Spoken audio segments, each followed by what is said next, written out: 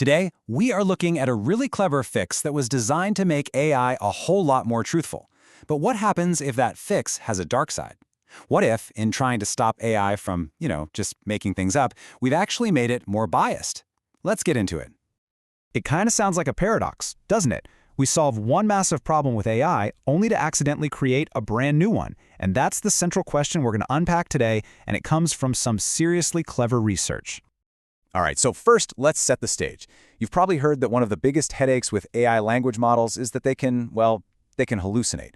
Basically, they just make stuff up. They'll state things with 100% confidence, but they're completely false. It's a huge, huge problem for reliability. So, to fix this, developers came up with this brilliant technique called Retrieval-Augmented Generation, or RAG for short. The best way to think about it is like giving an AI a library card. So instead of just relying on its own memory, which can be a little shaky, it can actually go look things up in a trusted knowledge base before it gives you an answer. The whole process is actually pretty simple. You ask a question, then this component called the retriever acts like a super fast research assistant. It just zips through this library of data to find the most relevant documents. And then, and this is the important part, the language model uses only that information to cook up its answer. Problem solved, right? The AI is now grounded in solid facts. Well, this is where the plot really thickens. What if that research assistant, the retriever, has its own hidden prejudices? What if, depending on the question you ask, it decides to fetch a totally different set of books from the library? And that brings us to the very heart of this investigation. Researchers started to suspect that this super helpful retriever tool might actually be a biased gatekeeper. And it's a part of the system that pretty much everyone was overlooking. So, the crucial point here is this. We have been so focused on finding bias inside the AI's brain, the language model itself, that we totally missed the possibility that the bias isn't coming from the brain, but from the system that's feeding it information in the first place. Now, here's what's really interesting. This study didn't look at the giant, super expensive models from the big tech companies. Nope. It focused on the smaller, more accessible models, the real workhorses of the AI world. These are the ones used by startups, developers, and smaller companies.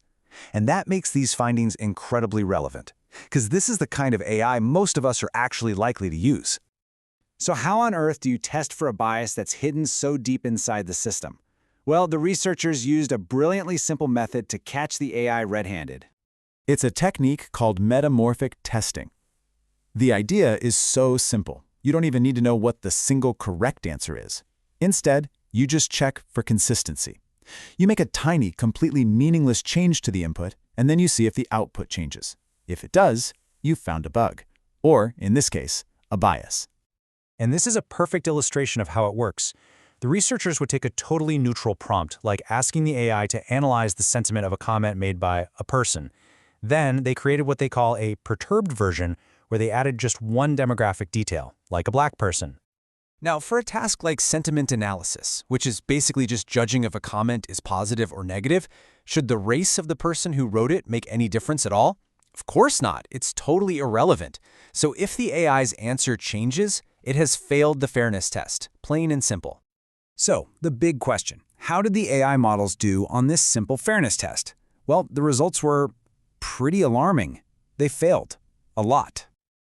This is the headline number. Get this. In the worst-case model they tested, the system changed its answer a staggering 1/3 of the time, all because of one tiny, meaningless demographic tweak in the prompt. That's a 33% failure rate for fairness. Wow. And looking at the three models they put to the test, you can see this problem is widespread. Llama Nematron failed 33% of the time. Another Llama model failed over 30% of the time. And even the best performer, Mistral, still failed the fairness test in nearly 1 out of every 5 attempts. But here it is. This is the smoking gun. The researchers proved that the bias was starting before the AI model even got to see the prompt. That research assistant, the retriever, was changing the documents it pulled from the library in over 28% of the tests. It was literally feeding the AI different and potentially biased information based on nothing more than demographic cues. And when they broke down what was actually causing these failures, a very clear pattern emerged. Almost half, nearly 47% of all the fairness violations were triggered by racial cues. That was followed by sexual orientation, then gender, and finally age. This tells us the bias isn't random at all. It's deeply systematic.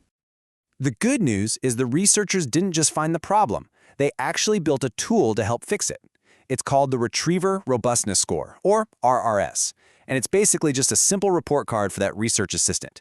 It gives developers a really easy way to check if their system is at high risk for bias long before it ever gets released to the public. So what does all of this mean for the future of AI? Well, it means we need to start looking in some new places if we want to fix AI's blind spots and build genuinely fairer systems. This quote from the study really just sums it all up perfectly. For a long, long time, the assumption has been that bias is a problem that happens during text generation. This research proves that in these more advanced systems, the problem starts way earlier, at the information retrieval stage. We've been looking for the problem in the wrong place.